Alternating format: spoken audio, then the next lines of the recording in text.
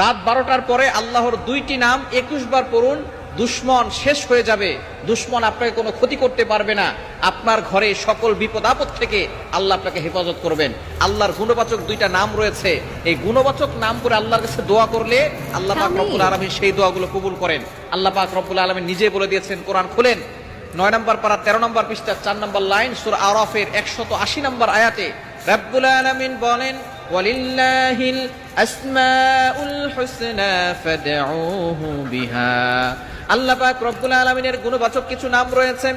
এই নাম করে কোনো ব্যক্তি যদি দোয়া করে, আল্লাহ পাক রব্বুল আলামিন তার সকল দোয়াগুলো কবুল করে নেন। গুরুত্বপূর্ণ 2টা নাম। অনেক সময় আমরা বিপদে পড়ে যাই, অনেক সময় দুশমন আমাদেরকে ক্ষতি করে বিপদে ফেলতে চায়, অনেক সময় জাদু করে, অনেক সময় ব্ল্যাক ম্যাজিক করে, কুফরি কালাম করে।